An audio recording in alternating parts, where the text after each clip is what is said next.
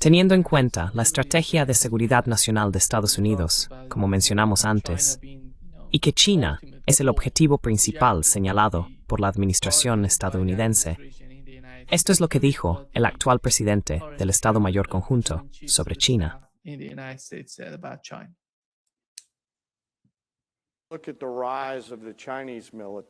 Mira el auge del ejército chino. Nuestro objetivo en la fuerza conjunta es crear múltiples dilemas simultáneos para los adversarios de todo el mundo, de modo que actúen con cautela y se preocupen por hacer cualquier cosa que pueda suponer una amenaza para el pueblo estadounidense.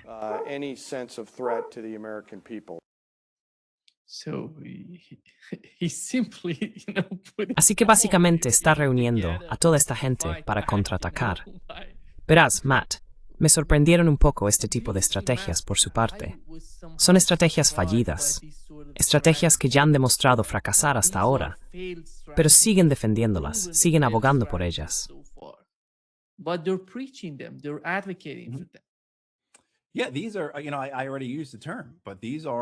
Sí, estos son, ya sabes, ya utilicé el término, pero estos son los hombres y mujeres a los que C. Wright Mills en los años 50 llamó los realistas chiflados.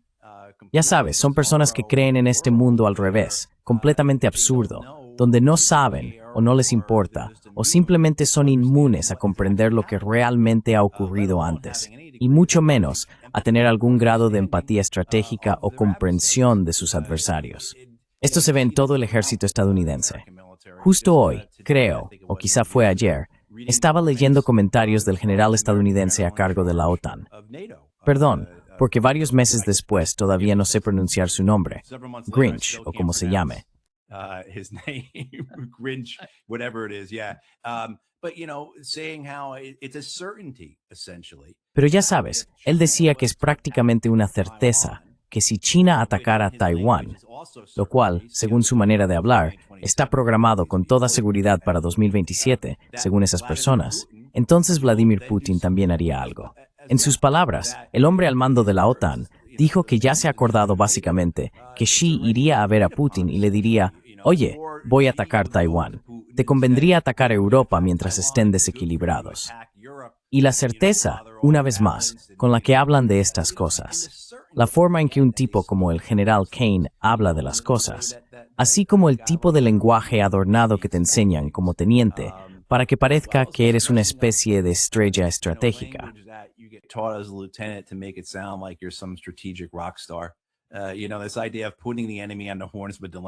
Esta idea de poner al enemigo entre la espada y la pared, te la enseñan cuando eres teniente en el cuerpo de Marines, te la enseñan cuando eres teniente en el ejército. La idea es usar tus ametralladoras para obligar al enemigo a meterse en una zanja que ya has registrado previamente con el fuego de mortero. Si hacen una cosa, se toparán con esto. Si hacen otra, se toparán con aquello. Esa es la idea de presentar un dilema al enemigo. Y así tienes a hombres como Kane, que lo presentan como si fueran una especie de Clausewitz moderno, ¿verdad?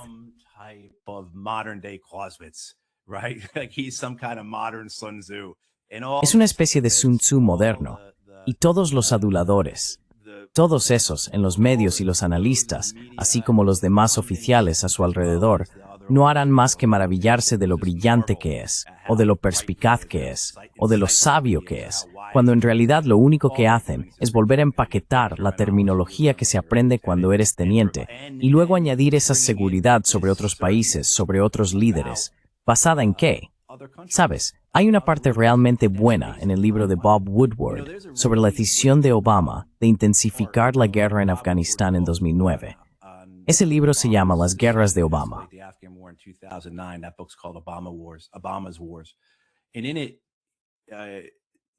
Y en él, el general James Jones, que fue comandante del Cuerpo de Marines y más tarde se convirtió en el primer asesor de seguridad nacional de Barack Obama, habla de esa certeza que existe dentro de la Casa Blanca y del personal de seguridad nacional. Describe cómo los miembros, tanto del Consejo de Seguridad Nacional como de la Casa Blanca, como el jefe de gabinete, hablan de líderes o países extranjeros con un grado increíble de seguridad, aunque nunca los hayan conocido.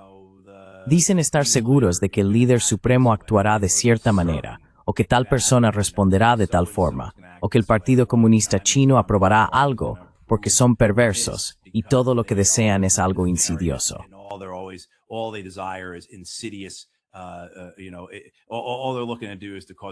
Sabes, todo lo que buscan es causar grandes problemas. Quiero decir, ves esta replicación, este patrón que se repite una y otra vez entre las figuras de poder estadounidenses. Y es porque esta es la institución. Esto es lo que produce. En última instancia, ese tipo de certeza sobre nuestros adversarios, sobre otros países del mundo, sobre líderes individuales, solo alimenta el interés propio de las instituciones que representan. Y nunca llegan a la cima de esas instituciones, a menos que estén completamente comprometidos a brindarles un apoyo total, ¿verdad? Las instituciones no les permitirán ascender, a menos que vayan a serles realmente útiles.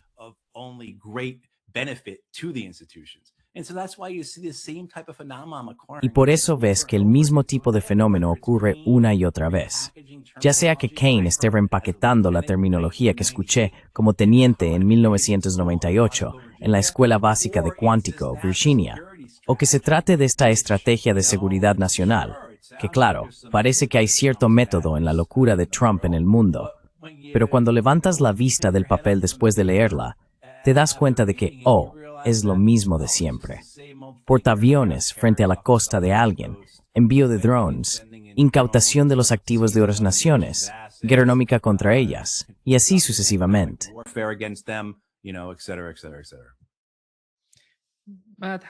Matt, ¿cómo encontraste la situación con los europeos y Ucrania en el documento de la NSIS?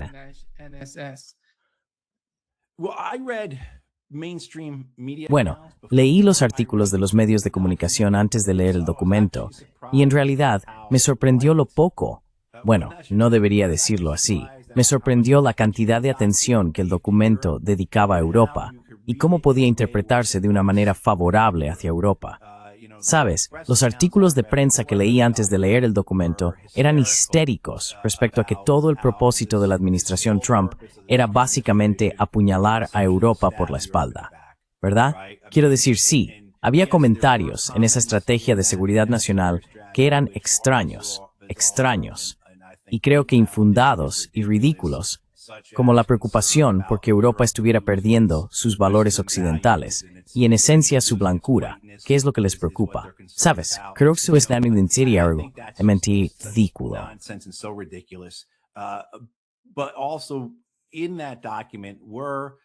Pero también, en ese documento, había declaraciones sobre el compromiso de Estados Unidos con Europa. Es solo que Estados Unidos ya no puede aportar los recursos que antes ofrecía. Así que hay una sensatez equilibrada en ello. Sabes, supongo que tengo que admitirlo. Sé que antes critiqué todo el asunto, pero hay algunos aspectos en los que se podría decir, oye, en comparación con sus predecesores que querían prometer, creo que la forma en que el documento lo describía era como Estados Unidos siendo Atlas con el mundo sobre sus hombros, ¿verdad? Creo que es una buena descripción de Estados Unidos intentando dominar, intentando ser el hegemón mundial, sin aceptar en absoluto que ahora vivimos en un mundo multipolar.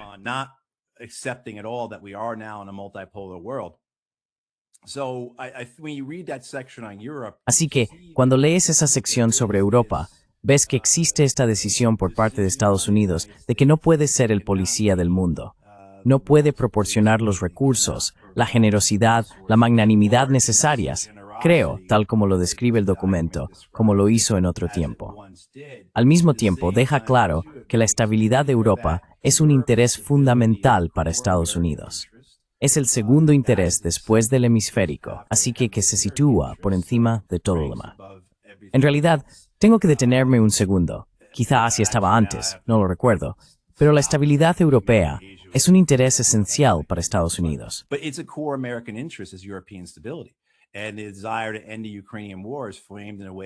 Y el deseo de poner fin a la guerra en Ucrania se presenta como una forma de estabilizar los mercados y las economías europeas, de evitar que la guerra escale y de devolver a Estados Unidos y Rusia a algún tipo de equilibrio geopolítico. No entiendo cómo alguien puede mirar eso y decir que son cosas malas. a menos que quiera que esta guerra continúe porque cree en esa batalla maniquea entre el bien y el mal, ese viejo sistema de creencias de la Guerra Fría en el que Occidente es bueno y Oriente es malo. Así que me sorprendió que estuviera tan equilibrado respecto a Europa, especialmente después de leer las interpretaciones alarmistas de la prensa generalista al respecto. Esperaba que fuera, básicamente esperaba que simplemente volvieran a publicar el panfleto que J.D. Vance lanzó contra los europeos allá por marzo, en la Conferencia de Seguridad de Múnich.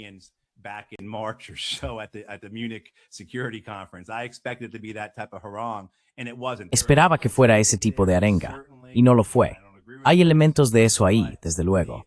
De nuevo, no estoy de acuerdo con ellos. Pero la idea de que Estados Unidos tiene un interés en Europa está claramente demostrada en la Declaración de Seguridad Nacional. Y creo que el deseo de la administración Trump de lograr un acuerdo negociado para poner fin a la guerra de Ucrania está, ya sabes, bien fundamentado en esas tres razones. Estabilizar Europa, evitar que la guerra se intensifique y reequilibrar las relaciones con Estados Unidos. Además, creo, ahora que lo recuerdo, que el documento dice que es un interés fundamental de Estados Unidos que Ucrania siga siendo una nación viable, lo cual creo que, ya sabes, tú estás de acuerdo, yo estoy de acuerdo, y la mayoría de la gente que lo ve también. Si esta guerra continúa, Ucrania no será una nación viable.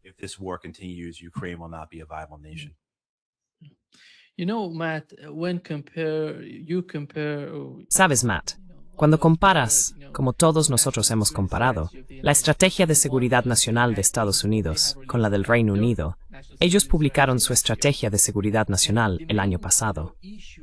El tema principal de ese documento es el internacionalismo, cómo gestionar la guerra, cómo mantener la hegemonía de Occidente.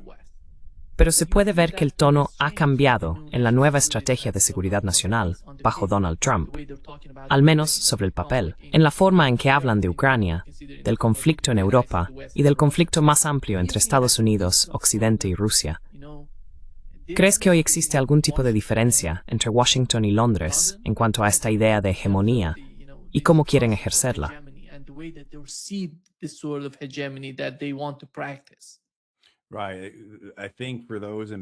Exacto.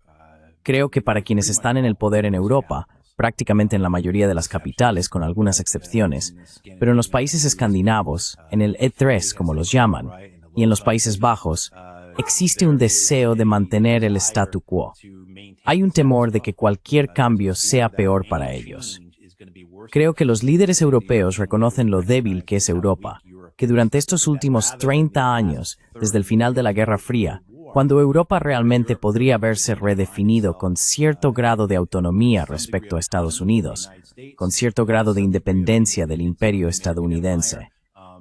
De modo que mis acusaciones y las de otros sobre que Europa es un conjunto de estados vasallos del imperio estadounidense no fueran ciertas, o al menos carecieran de fundamento, eligieron no hacerlo.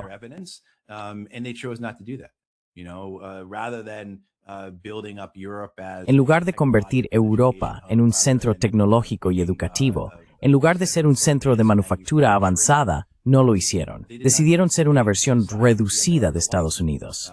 Siguieron el camino ruinoso de la financiarización estadounidense. Eso provocó la desindustrialización. Eso causó una gran pérdida en la calidad de vida de su gente y una enorme desigualdad de riqueza. Y ya sabes, acompañar a Estados Unidos en sus guerras significó que millones y millones de refugiados llegaran a Europa, lo que generó inestabilidad y problemas. Mira, creo firmemente en la migración y la inmigración. Ya sabes, soy nieto de inmigrantes.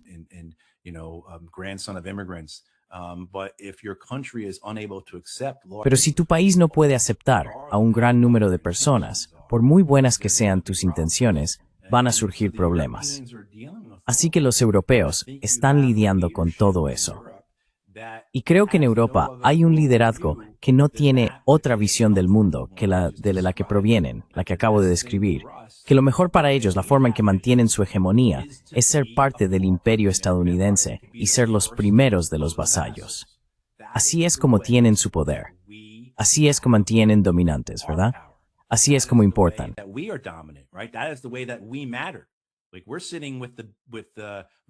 Es como si estuviéramos sentados con los jugadores del equipo de fútbol del instituto en la mesa del almuerzo, ¿sabes?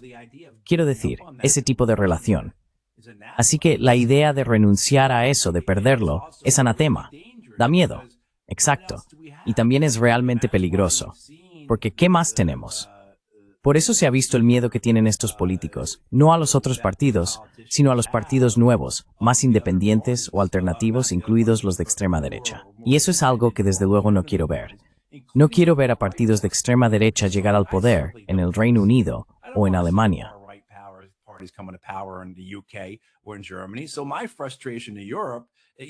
Así que mi frustración con Europa se basa en todo eso. Mirad lo que os habéis hecho a vosotros mismos.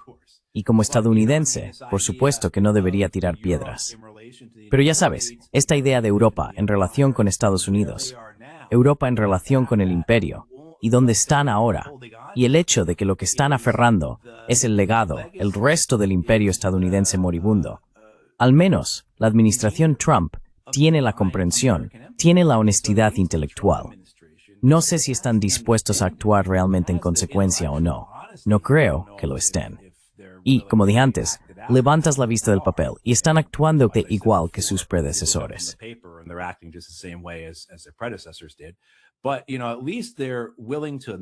Pero ya sabes, al menos están dispuestos a admitir que Estados Unidos ya no es la única superpotencia. Al menos están dispuestos a admitir que el mundo multipolar no es algo que esté por venir. No está en el horizonte. Ya está aquí. Vivimos en un mundo multipolar. Y por eso tenemos que adaptarnos, tenemos que reimaginar, tenemos que revisar, tenemos que recentrar, tenemos que consolidar, como quieras llamarlo, para fortalecernos no solo para participar en el mundo multipolar, no solo para prosperar en él, sino para dominarlo. Porque ese es el objetivo del imperio estadounidense, mantener su dominio.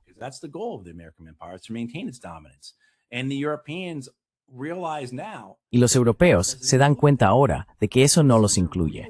Así que están realmente en una mala posición por su inacción, por su decisión de seguir siendo vasallos de los estadounidenses, de aprovecharse de los beneficios de eso y alinearse con Estados Unidos. Ahora dicen, ¿qué demonios ha pasado? Mientras Estados Unidos dice, ¿sabes qué, Europa? En realidad, esta no es la forma en que vamos a seguir haciendo las cosas. Entendemos la importancia de Europa, la estabilidad que implica. Es grande, tenéis armas nucleares, etcétera, etcétera. Pero nuestra relación con vosotros no se va a parecer a lo que ha sido desde 1945.